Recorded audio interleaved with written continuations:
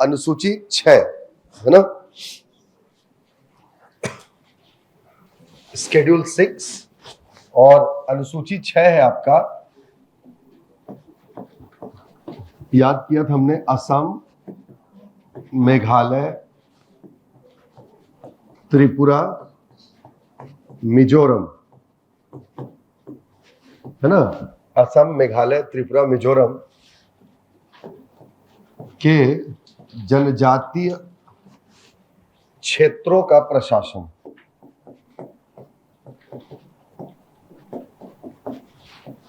ठीक है ना, administration of tribal area of Assam, Meghalaya, Tripura and Mizoram, ठीक है। Administration of tribal area of Assam, Meghalaya, Tripura and Mizoram, ठीक है। देखो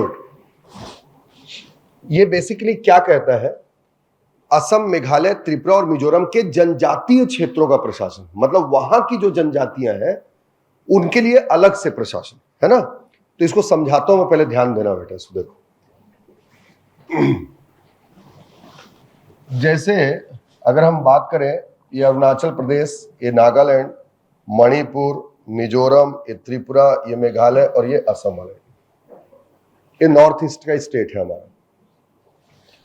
ये हो गया आपका अरुणाचल प्रदेश, है ना, ये हो गया आपका नागालैंड, ये हो गया मणिपुर, ये हो गया मिजोरम, ये आपका त्रिपुरा, ये मेघालय और ये वाला एरिया असम, है ना। ये नॉर्थ ईस्ट के स्टेट्स, ठीक। देखिए जब ब्रिटिशर्स आए भारत में, तो ब्रिटिशर्स आए आपका यूरोप महाद्वीप से, वो बहुत ठंडा एरिया था, ठंडा ठंडा। और जब भारत में आए तो भारत में बहुत गर्मी मिलती थी उनको, और उस समय तो कोई एसी वेसी था नहीं।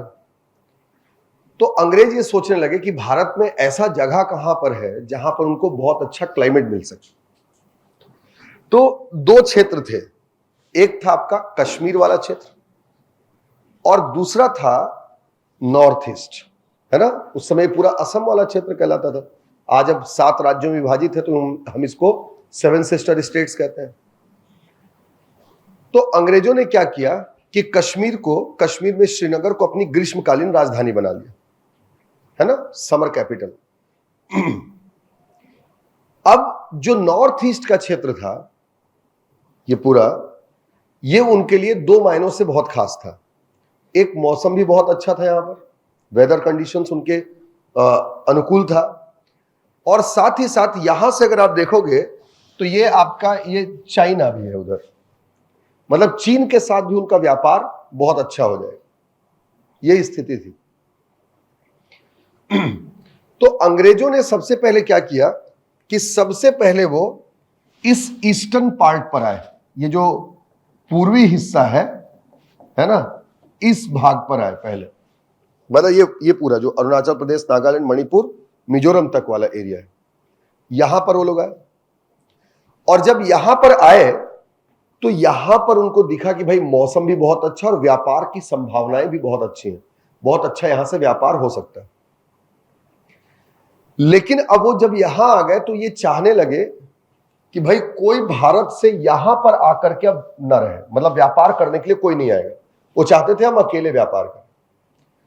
तो अंग्रेजों ने क्या किया कि 1873 में एक कानून लाया जिसको BEFR कहते हैं, बंगाल ईस्टर्न फ्रंटियर रेगुलेशन। 1873 में अंग्रेजों ने एक कानून लाया जिसको BEFR या बंगाल ईस्टर्न फ्रंटियर रेगुलेशन बोलते हैं, समझिए। और इस कानून के माध्यम से जो पूर्वी असम वाला क्षेत्र है, मतलब ये अरुणाचल प्रदेश, नागालैंड, मणिपुर, मिजोरम, यहां पर आने के लिए मतलब प्रतिबंध लगा दिया, मतलब वहां पर अब कोई भी भारत के बाकी क्षेत्र से वहां पर नहीं जा सकता। मेरी बात समझ रहे हैं? मतलब भारत के बाकी क्षेत्रों से वहां पर नहीं जा सकते थे।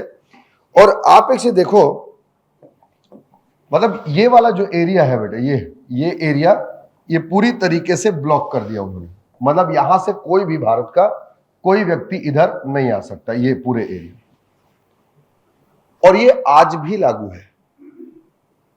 आज भी अगर आप इन 4 राज्यों में जाना चाहते हैं, अरुणाचल प्रदेश, नागालैंड, मणिपुर, मिजोरम, तो वहां पर जाने के पहले ठीक वैसे ही जैसे आप विदेश में जाते हैं वहां आपको वीजा लेना पड़ता है, वैसे ही इन राज्यों में अगर आप जाना चाहते हैं घूमने के लिए, पढ़ने के लिए, किसी भी काम से, तो आपको इन राज्यों के मुख्यमंत्री से, मतलब वहां की राज्य सरकार से आपको अनुमति लेनी पड़ेगी। जैसे विदेश में जाने के लिए आपको अनुमति लेना पड़ता है, तो विदेश में जाने के लिए जो आप अनुमति लेते हैं उसको वीजा कहते हैं, वैसे ही यहां पर जाने के लिए आपको अनुमति लेनी पड़ेगी और उसको ILP कहा जाता है, inner line permit. Inner line permit मतलब, इनर मतलब अंदर, लाइन मतलब रेखा, परमिट मतलब अनुमति, उस राज्य के सीमा के अंदर जाने की अनुमति। It is a kind of visa. ये ILP हर किसी को चाहिए। अगर आप अरुणाचल प्रदेश, नागालैंड, मणिपुर, मिजोरम जाना चाहते हैं तो आपको ये चाहिए ही।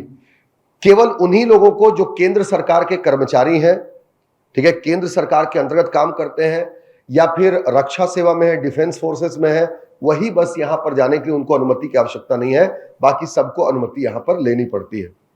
जितने दिन की अनुमति मिलती है उतने ही दिन आप वहां रह सकते हैं। जिस जगह की आपने अनुमति लिया है वहीं उसी जगह पर आप जा सकते हैं। अगर वहां से आप हटे या कहीं और पाए गए या ज्यादा दिन रुक गए तो आपको वहां की पुलिस गिरफ्तार कर लेगी। ये आज भी लागू है, अंग्रेजों की देन थी। अब ये आज लागू क्यों है? तो आप देखें यहां से चाइना नजदीक है। यहां के लोगों को जो अंग्रेज थे वो हमेशा सेपरेट करके रखे, है ना। मतलब हम लोगों से मुलाकात तो नहीं थी ना, हम भारतीय उनसे नहीं मिल पाए, तो वो हमको नहीं समझ पाए कि हम कैसे हैं। अगर हम वहां पर इस चीज को लागू नहीं करते तो चाइना बताता कि देखो यहां पूरे ट्राइब्स रहते हैं। चाइना ये बताता कि भाई देखो आपके जो कल्चर है उसको एसिमिलेट करेंगे बाकी भारतीय आकर के, मतलब आपके कल्चर को, आपकी संस्कृति पर अपनी संस्कृति थोप देंगे। तो इनको बरगलाएगा चाइना, इस वजह से क्या किया गया कि उसी व्यवस्था को बरकरार रखा गया। समझ रहे हो? तो आज भी वो व्यवस्था बरकरार है, उसी BEFR को ILP कहते हैं। समझ आई बात? अब एक और चीज देखना, जैसे अब अंग्रेज वहां है तो व्यापार के लिए अच्छा लग रहा था, और ये पूरा रीजन, पहले तो ये पूरा असम था ना, ऐसे बटा हुआ नहीं था, तो ये जो पूरा रीजन था, अब अंग्रेज सोचने लगे भाई केवल पूर्वी जो ईस्टर्न असम है केवल उसी पर हम क्यों करें, पूरा असम ही हमारे कब्जे में होना चाहिए। अब उन्होंने सोचा कि भाई पूर्व तो हमारे कब्जे में है, ये जो पश्चिम वाला क्षेत्र है हमारा, ये वेस्टर्न, इसको हम क्या करके हमारे साथ मिले, मतलब बाकी को ना आने दें। तो एक चीज ये था कि क्योंकि ये पूर्वी वाला जो एरिया था, ये यहां से व्यापार होता था, तो जब व्यापार होता था तो बाकी लोगों का आना जाना था, तो यहां के ट्राइब्स थोड़े से मतलब जागरूक थे, हाँ, बाकी लोगों से घुले मिले भी थे थोड़े से। लेकिन जो वेस्टर्न असम के जो ट्राइब्स थे उनका किसी के साथ कोई मेलजोल नहीं था। तो ये अंग्रेज ये जो आज का जो आपका असम, मेघालय, त्रिपुरा और मिजोरम है, इस राज्य के जो जनजाति थे उनको बोलने लगे कि भाई देखो अगर भारत से बाकी लोग आएंगे और यहां आएंगे तो भी तुम्हारी संस्कृति का क्या करेंगे, दोहन करेंगे, तुम्हारे ऊपर अपनी संस्कृति थोप देंगे। और यहां के लोगों को सपोर्ट लेकर के उन्होंने एक काम किया कि ये जो क्षेत्र है असम, मेघालय, त्रिपुरा, मिजोरम, AMTM, यहां के क्षेत्र को भी बाकी भारतीयों से काट देते हैं, मतलब बाकी भारत के लोग यहां ना आ पाए। और इसके लिए फिर अगले साल उन्होंने 1874 में एक कानून पारित किया जिसको शेड्यूल्ड डिस्ट्रिक्ट एक्ट 1874 कहते हैं। 1874 में अंग्रेजों ने एक कानून लाया जिसको अनुसूचित जिला अधिनियम 1874 कहते हैं। और अनुसूचित जिला अधिनियम 1874 ला करके ये वाला जो क्षेत्र था, ये आपका असम, मेघालय, त्रिपुरा और मिजोरम, ये वाले क्षेत्र को उन्होंने शेड्यूल्ड डिस्ट्रिक्ट घोषित कर दिया। अनुसूचित जिला घोषित कर दिया, अनुसूचित क्षेत्र घोषित कर दिया और अनुसूचित क्षेत्र घोषित करके यहां पर बाकी भारतीयों के आने पर प्रतिबंध लगा दिया। यानी अब होल सोल अंग्रेजों का पूरे असम के क्षेत्र में राज, और यहां पर कोई भी भारत का दूसरा व्यक्ति वहां पर नहीं पहुंच सकता। समझे? आगे चले तो यह व्यवस्था ऐसी ही रही। जब 1935 का गवर्नमेंट ऑफ इंडिया एक्ट लाया अंग्रेजों ने, तो जो शेड्यूल्ड एरिया था उसको एक्सक्लूडेड एरिया घोषित कर दिया, वंचित क्षेत्र। वंचित क्षेत्र घोषित कर दिया, एक्सक्लूडेड एरिया। और एक्सक्लूडेड एरिया घोषित करके यह कहा कि क्योंकि यहां पर जनजातियां रहती हैं और बहुत पिछड़ी हैं ये जनजातियां, इसलिए इनकी संस्कृति पर किसी प्रकार का कोई प्रहार ना हो, इनके कल्चर को कोई हार्म ना हो, इसलिए अब यहां पर कोई प्रतिनिधि नहीं रहेगा, कोई विधायक सांसद इनका प्रतिनिधित्व नहीं करेगा, बल्कि सीधे ये राज्यपाल के अंडर में रहेंगे। मतलब जनजातियां सीधे राज्यपाल को बताएं, गवर्नर को, कि हमारी क्या समस्याएं हैं, और गवर्नर सीधे जनता के लिए काम करे, वहां की जनजातियों के लिए। क्योंकि विधायक सांसद होंगे तो बीच में हो सकता है कि अपनी भी रोटी सेक ले, इसलिए एक्सक्लूडेड एरिया घोषित कर दिया उसने। मेरी बात समझ में आ रही है? अब समय आ गया जब हम स्वतंत्र हो गए और हमारा संविधान बन रहा था 1949। तो 1949 तक तो ये एक्सक्लूडेड एरिया था, मतलब यहां का शासन जनता अपने हिसाब से चलती थी। जनता बताती थी राज्यपाल को कि हमारे लिए ये करो, राज्यपाल उनके लिए करता था, कोई बीच में प्रतिनिधि नहीं होता था। तो जब हमारा संविधान लागू हो रहा था, संविधान बन रहा था, उस समय संविधान सभा ने सोचा कि भाई इस क्षेत्र का अब क्या करना है, क्या इसको भारत में वैसे ही मिला करके रखना है जैसे बाकी राज्यों का शासन हो रहा है, या अलग से करना है। तो इसलिए उस समय जो असम था उसके मुख्यमंत्री थे गोपीनाथ बारदोलोई, है ना, बारदोलोई। गोपीनाथ बारदोलोई जो है वो असम के पूर्व मुख्यमंत्री थे। इनकी अध्यक्षता में एक समिति का गठन किया गया जिसको गोपीनाथ बारदोलोई समिति कहा जाता है। समझ गए? इनकी अध्यक्षता में एक समिति गठित की गई जिसे गोपीनाथ बारदोलोई समिति कहते हैं। इस समिति का काम यह था कि जाकर के पता करे कि ये जो क्षेत्र है, जैसे अभी तक इनको प्रशासन की स्वायत्ता दी गई, स्वायत्ता मतलब सरकार कोई हस्तक्षेप नहीं कर रही है, स्वायत्ता मतलब स्वतंत्रता दी गई, जनजाति अपनी बात राज्यपाल को बताते हैं और राज्यपाल उनके लिए काम करता है। तो क्या यही स्वायत्ता देनी है अभी भी, या अब बाकी राज्यों के जैसे इनको करना है? तो गोपीनाथ बारदोलोई ने समीक्षा किया उन क्षेत्रों का, और जब समीक्षा किया तो पता लगा कि यहां की जो जनजातियां हैं, असम, मेघालय, त्रिपुरा और मिजोरम की, उन जनजातियों को वैसा एक्सपोजर नहीं मिला है जैसे बाकी राज्य की जनजातियों को मिला है। एक्सपोजर कहने का मतलब कि अन्य भारत के क्षेत्र से गैर जनजाति व्यक्ति यहां कोई आया ही नहीं। जब गैर जनजाति व्यक्ति आया नहीं तो ये घुल मिल नहीं पाए हैं, तो भारत के बाकी राज्यों की जनजातियों के जैसे ये गैर जनजातियों को स्वीकार नहीं कर पाए हैं, ये आज भी अपने उसी मूल संस्कृति में ही है। तो बाकी राज्यों के जनजातियों के जैसे शासन की बात कही जा रही है, वैसे यहां नहीं कर सकते, उन्होंने कहा। नंबर एक। नंबर दो बात कि ब्रिटिश काल में जितना इनका विकास होना चाहिए था, बिल्कुल भी नहीं हुआ है इनका विकास। यानी जो बाकी क्षेत्र की जनजातियां, जो उनका डेवलपमेंट थोड़ा बहुत हुआ भी है, इनका डेवलपमेंट बिल्कुल भी नहीं हुआ है। इसलिए असम, मेघालय, त्रिपुरा और मिजोरम की जनजातियों को भारत की बाकी राज्यों की जनजातियों के जैसे प्रशासन करना सही नहीं होगा, बल्कि इन्होंने कहा कि इनको अब नए तरीके से प्रशासन की स्वायत्ता दी जाए। और इन्होंने कहा कि नए तरीके से प्रशासन की स्वायत्ता दी जाए। उन्होंने कहा कि भाई आपने सारे राज्य की जनजातियों को किसमें जोड़ दिया? अनुसूची 5 में। तो इन्होंने कहा कि इन राज्य की जनजातियों को आप प्रशासन की स्वायत्ता दीजिए, और प्रशासन की स्वायत्ता देने के लिए बारदोलोई समिति ने 6वीं अनुसूची जोड़ने की सिफारिश की। और इसी गोपीनाथ बारदोलोई समिति की सिफारिश पर अनुसूची 6 जोड़ा गया, और उसमें अलग से असम, मेघालय, त्रिपुरा और मिजोरम की जनजातियों को प्रशासन की स्वायत्ता दी गई। समझ पाए? ये प्रशासन की स्वायत्ता दी गई। इस तरीके से अनुसूची 6 का जन्म हुआ। अब स्वायत्ता कैसी दी गई है? अब क्या स्वायत्ता दी गई बेटा? देखो, जैसे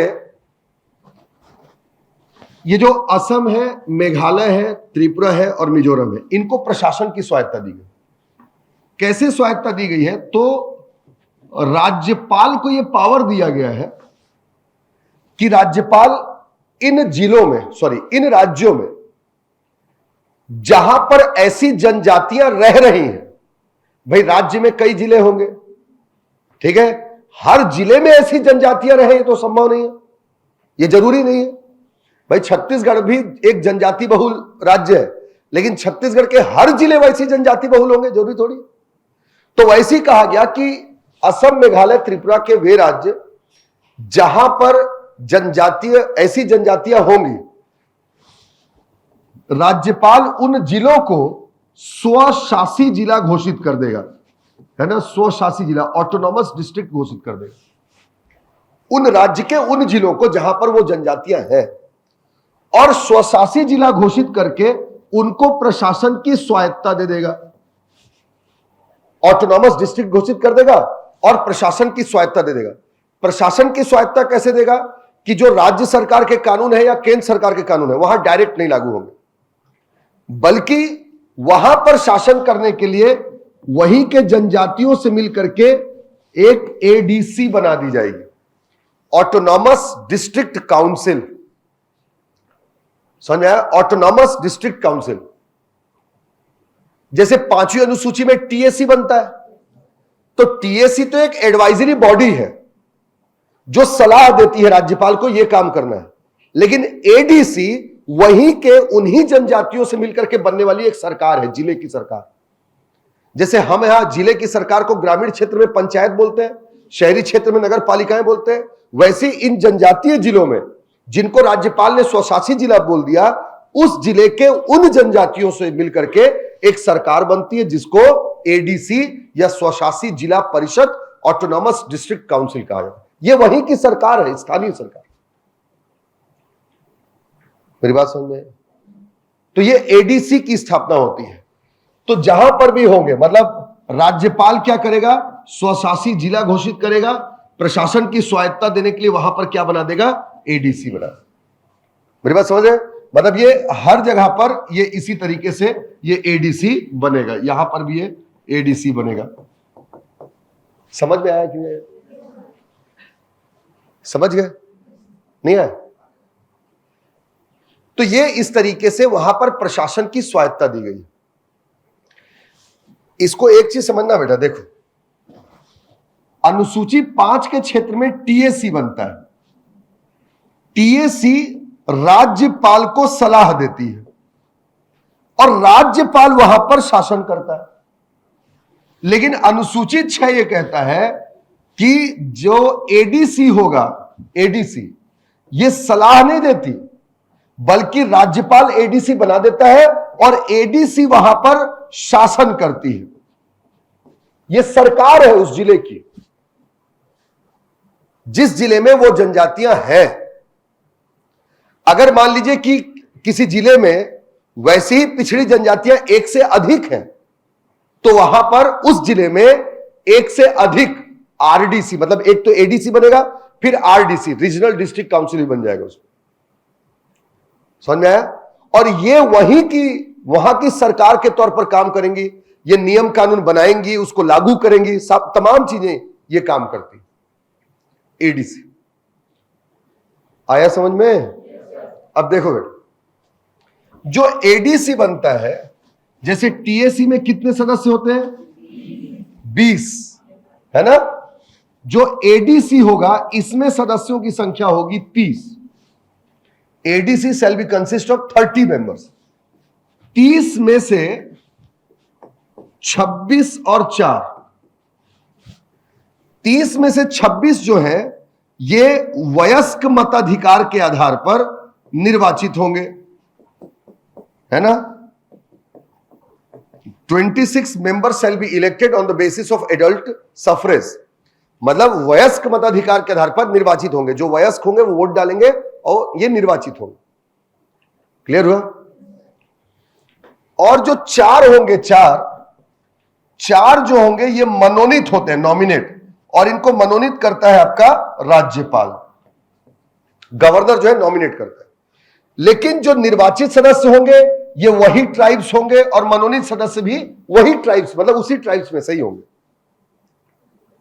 समझ में आया? इस तरीके से 30 सदस्यों की मिलकर के उस जिले में एक सरकार बनती है जिसको स्वशासी जिला परिषद कहा जाता है। समझ में आ रहा है? ऑटोनॉमस डिस्ट्रिक्ट काउंसिल कहते हैं। ये जो निर्वाचित सदस्य होंगे इनका कार्यकाल 5 साल का होता है, 5 इयर्स। ये जो निर्वाचित सदस्य होंगे इनका कार्यकाल 5 साल का। और ये जो मनोनीत सदस्य होंगे, मनोनीत सदस्य, नॉमिनेटेड मेंबर, इनका कार्यकाल होता है राज्यपाल के प्रसाद पर्यंत, by the pleasure of governor. प्रसाद पर्यंत मतलब राज्यपाल जब चाहे तब हटा सकता है, कोई फिक्स टेन्योर नहीं है उनका।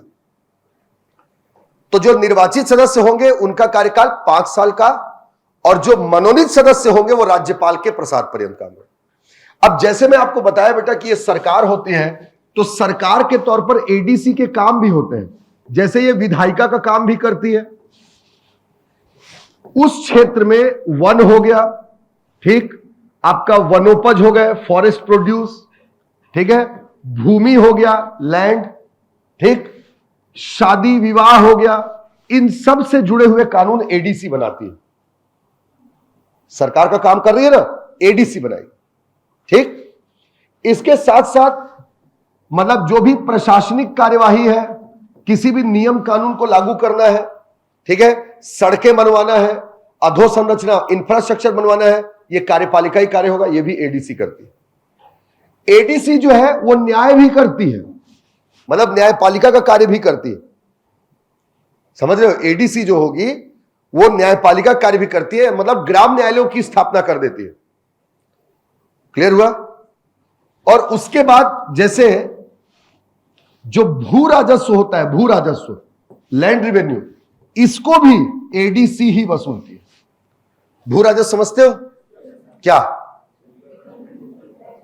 है? भूमि कर तो क्या होता है?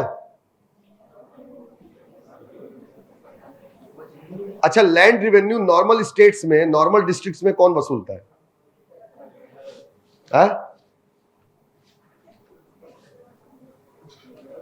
कौन वसूलता है?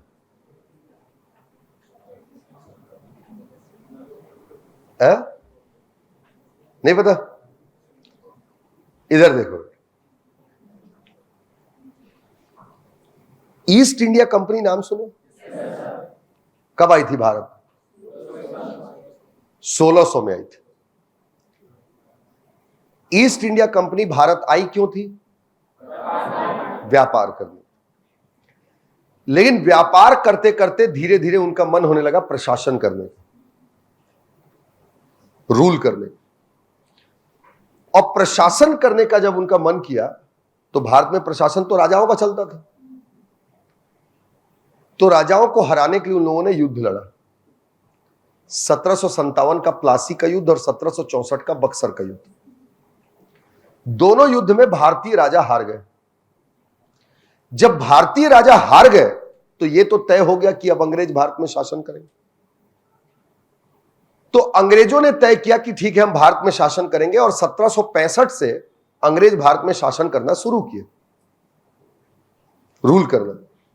और 1765 से अंग्रेजों ने भारत में प्रशासनिक दखलंदाजी भी शुरू की, मतलब प्रशासन करना शुरू किया।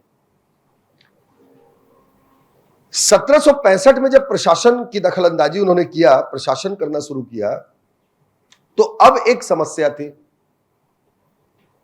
कि उनको प्रशासन करना आता नहीं था, लेकिन प्रशासन कर रहे थे, और जो व्यापार आता था वो नहीं कर रहे थे, व्यापार नहीं कर रहे थे, जिससे अंग्रेजों को 7 साल बाद 1772 आते आते बहुत बड़ा घाटा हो गया,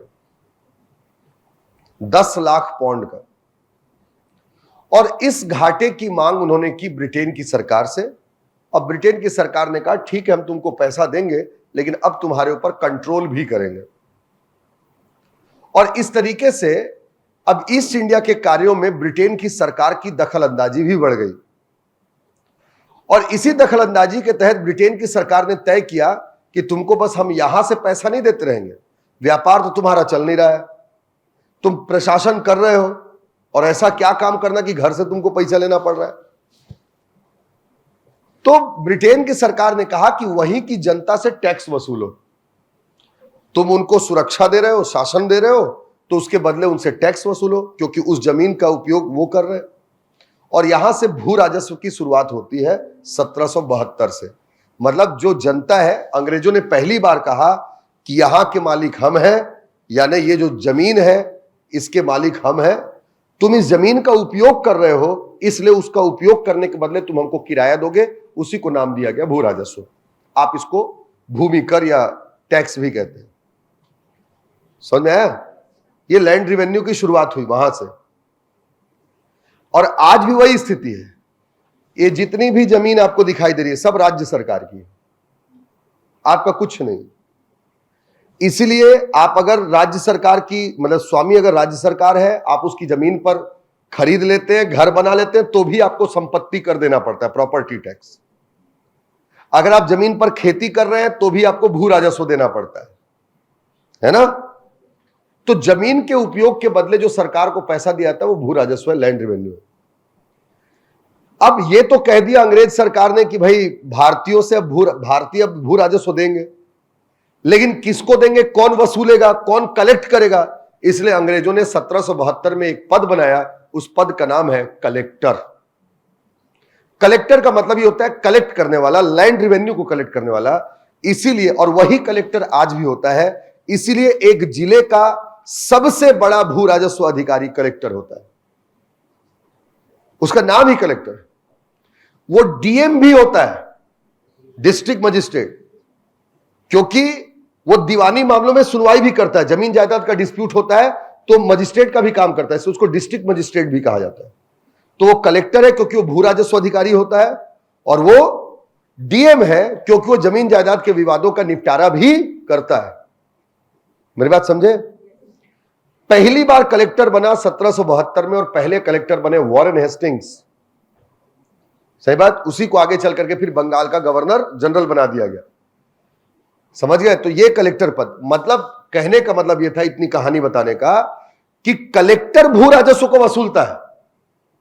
लेकिन आप देखें कि ये जो एडीसी होंगे, मतलब जो ऑटोनॉमस डिस्ट्रिक्ट होंगे, वहां पर एडीसी वसूलेगी। समझ में आया?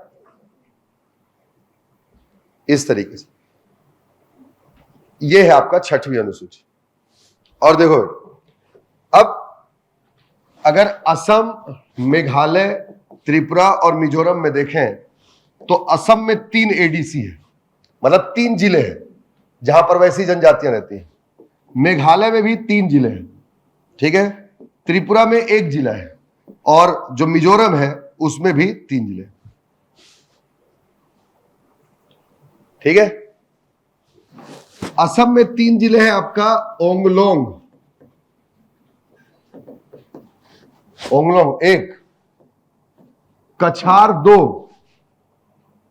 और बोडोलैंड 3। ओंगलोंग, कछार और बोडोलैंड, ये 3 वहां पर स्वशासी जिले हैं, एडीसी हैं। मेघालय आप पढ़े होंगे, 3 पहाड़ियां हैं, कौन कौन सी? गारो, खासी और जयंतिया, ये 3 वहां के हैं मेघालय। त्रिपुरा में 1 ही है, इसको टीएडीसी, त्रिपुरा ऑटोनॉमस डिस्ट्रिक्ट काउंसिल कहते हैं, 1 ही है त्रिपुरा में। और मेघालय में, मतलब सॉरी, मिजोरम में 3 है, और ये 3 है चकमा, मारा, लाई। चकमा, मारा, लाई। समझ में आया? ये है टोटल इंडिया में 10 एडीसी है ना, जिसमें से 3 आपका असम, मेघालय और मिजोरम में, और 1 त्रिपुरा। क्लियर? पक्का? ये थी 6वीं अनुसूची।